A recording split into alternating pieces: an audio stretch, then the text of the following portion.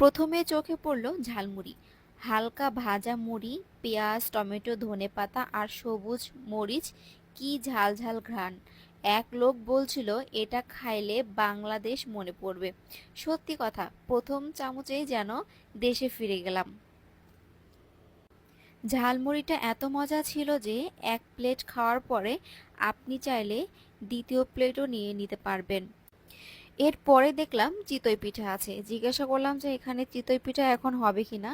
যে বলল হ্যাঁ, এখনই গরম গরম চিতই পিঠা দিবে, সাথে উপরে ডিম দিয়ে। চিতই পিঠা দেখেই তো আর লোভ সামলাতে পারলাম না, তাই সাথে সাথে অর্ডার করে দিলাম। তো চিতই পিঠা দেখতেও কিন্তু দেখেন অনেক সুন্দর ছিল এবং অনেক বড় সাইজের ছিল, আর খেতেও ছিল অসাধারণ।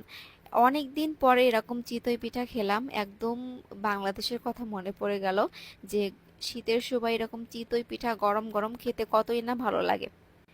আমি তো চিতই পিঠা বানানোর দৃশ্যটা দেখছিলাম, আমার সাথে সাথে আপনারাও দেখুন যে কিভাবে চিতই পিঠা বানাই। এবং এই লোকটা যে এত সুন্দর করে চিতই পিঠা বানাচ্ছিল এবং এনার সব কয়টি খাবারই ছিল অসাধারণ।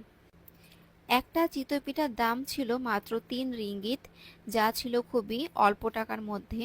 এই লোকেশনটা হচ্ছে আপনারা ভিআইপি পিঠাঘরের সামনে অপোজিট রোডে যে দোকানটা পাবেন স্ট্রিট ফুডের, ওখানেই এটা। এটা স্ট্রিট ফুডের দোকান হলো কি হবে, এখানকার প্রত্যেকটা খাবার ছিল অসাধারণ, আমার কাছে অনেক ভালো লেগেছে।